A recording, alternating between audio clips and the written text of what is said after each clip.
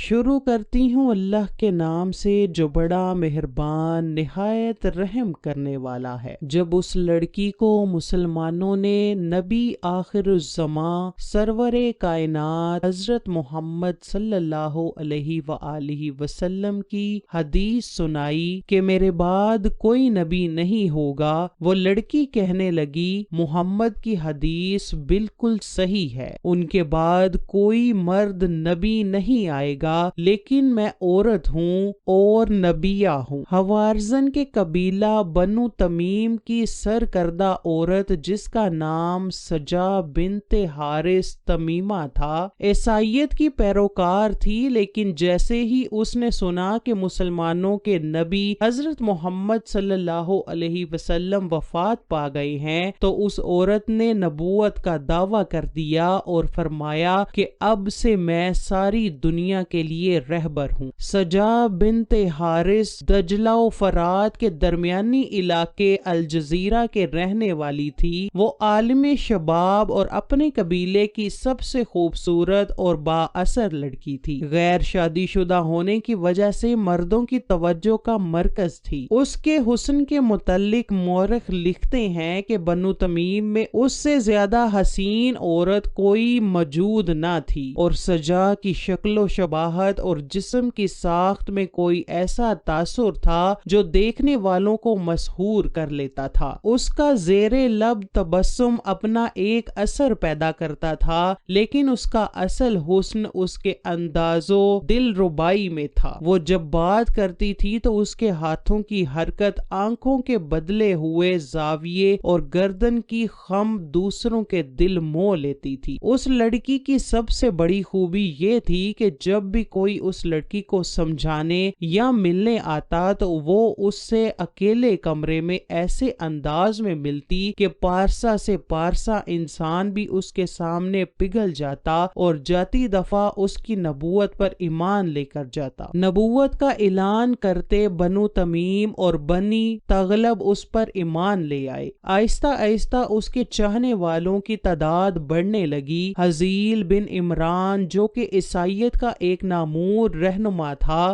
وہ دین مسیح چھوڑ کر سجا پر ایمان لے آیا۔ اس کے بعد مالک بن حبیرہ جو کہ تمیم کا ایک بہت بڑا مسلمان سردار تھا، اس نے بھی اس لڑکی سے متاثر ہو کر اس کی نبوت کا اقرار کر لیا اور ترک اسلام کر کے مرتد ہو گیا۔ اسی طرح بہت سے قبائل اسلام چھوڑ کر سجا کے گرویدہ ہو گئے۔ ان دونوں بڑے سرداروں اور مختلف قبیلوں کے سجا پر ایمان لانے سے وہ بہت مضبوط ہو گئی۔ اب اس نے فیصلہ کیا کہ وہ مسلمانوں سے مقصد مقامت چھین لے گی اور عربوں کی قسمت کا فیصلہ کرے گی۔ دوستو، حقیقت میں یہ لڑکی ایک ساحرہ یعنی جادوگرنی تھی، اس لیے اس کے ماننے والے مردوں کے ساتھ ساتھ عورتوں کی بھی تعداد میں اضافہ ہوتا جا رہا تھا، جبکہ مردوں میں اس کے دلدادہ زیادہ کرتوس پرست ہی تھے، کیونکہ اس نے اپنے امتیوں پر 5 نمازیں تو فرض کر رکھی تھی، لیکن شراب، سور کا گوشت، زناکاری،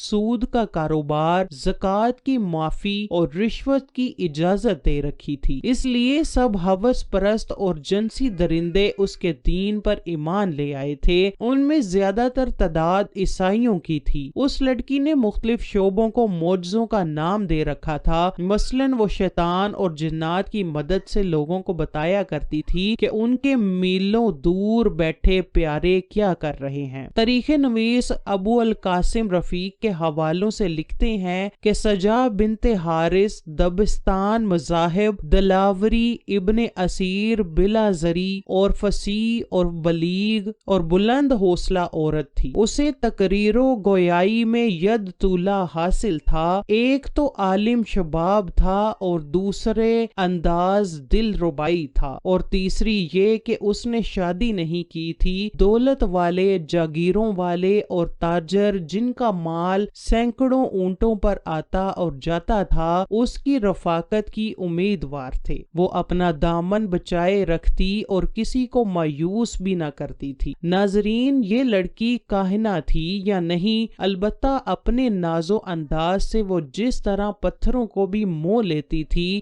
اس سے یہ یقینی تاثر ابھرتا ہے کہ وہ ساحرہ ہے۔ یہ اس کا ظاہری روپ تھا جو اس نے نبوت کا دعویٰ کیا ہوا تھا، جو دراصل بہروپ تھا۔ اس نے اندرونی طور پر اپنے کردار میں ابلیسی اوصاف پیدا کر لیے تھے، اور وہ اس مقام پر پہنچ گئی تھی جہاں انسان مکمل ابلیس بن جاتا ہے اور اس کو مسحور کر لینے والے اوصاف پیدا ہو جاتے ہیں۔ خیر، اس جھوٹی نبوت کی دعوے دار لڑکی سجا کی عسکری قوت میں بے پناہ اضافہ ہو گیا، یہاں تک کہ اس نے یمامہ میں مسلمہ کذاب کے علاقوں پر اپنا قبضہ جما لیا۔ یاد رہے کہ یہ وہی مسلمہ ہے جس نے رسول کریم صلی اللہ علیہ وسلم کی حیات مبارکہ میں ہی نبوت کا دعویٰ کر دیا تھا، لیکن اس نے یہ نہیں کہا تھا کہ رسول اکرم اللہ کے رسول نہیں، بلکہ اس نے یہ دعویٰ کیا تھا کہ وہ رسالت میں برابر کا شریک ہے، اور اس پر بھی وحی نازل ہوتی ہے۔ اس نے رسول اللہ صلی اللہ علیہ وسلم کی خدمت اقدس میں خط لکھا تھا کہ وہ نبوت میں آپ کا برابر کا شریک ہے، اور عرب کی سرزمین حضور صلی اللہ علیہ وسلم کی نصف اور نصف اس کی ہے۔ مفسرین لکھتے ہیں کہ جب یہ خط رسول اکرم صلی اللہ علیہ وسلم کے پاس پہنچا تو آپ نے قاصد سے کہا کہ اگر قاصد کا قتل جائز ہوتا تو میں تجھے قتل کر دیتا۔ خیر، جب اس جھوٹی لڑکی نے یمامہ میں مسلمہ کے علاقے جہاں مسلمہ نے نبوت کی دکان سجا رکھی تھی اس پر قبضہ کرنے کی ٹھانی اور نکل پڑی، مسلمہ بھی اس کا جواب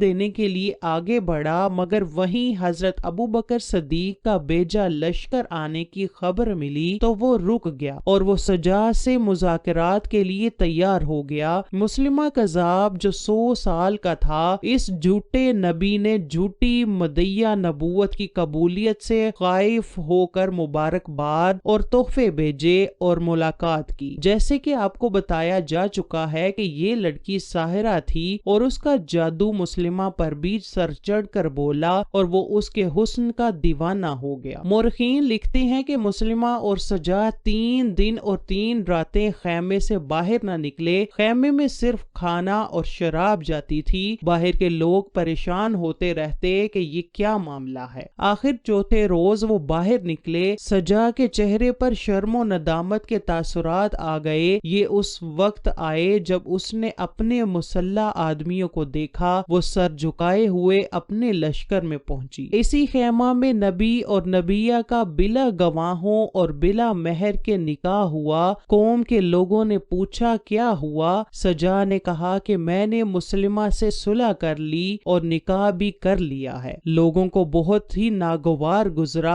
اور سجا کو لعن و ملامت کی۔ قوم نے پوچھا کہ آخر مہر کیا مقرر ہوا ہے؟ سجا نے کہا کہ اچھا، میں پوچھ کر آتی ہوں کہ میرا مہر کیا ہے۔ سجا مسلمہ کے پاس آئی اور مہر کا مطالبہ کیا۔ مسلمہ نے کہا کہ جا اپنے ہمراہیوں سے یہ کہہ دے کہ مسلمہ رسول اللہ صلی اللہ علیہ وسلم نے سجا کے مہر میں 2 نمازیں فجر اور عشاء کی تم سے معاف کر دیں جن کو محمد نے تم پر فرض کیا تھا۔ اس شادی کا سب سے بڑا مقصد یہ تھا کہ جھوٹا نبی اور جھوٹی نبیہ کے پیروکار مل کر ایک فوج تیار کی جائے جو کہ اس فوج سے لڑ سکے، جسے حضرت ابوبکر صدیق نے حضرت خالد بن ولید کی سربراہی میں بھیجا تھا۔ حضرت خالد بن ولید کی فوج نے مسلمہ کذاب کے لشکر کو شکست دی اور وہ مارا گیا۔ اس عظیم معرکہ میں 700 کے قریب مسلمان بھی شہید ہوئے، جبکہ سجا کے متعلق 2 طرح کی روایات میں ہے۔ ایک تو یہ ہے کہ وہ بھی حضرت خالد بن ولید کے لشکر کے ہاتھوں ماری گئی، جبکہ دوسری روایت کے مطابق وہ گرفتار ہو گئی اور مدینہ جا کر اس نے اپنے گناہوں سے توبہ کی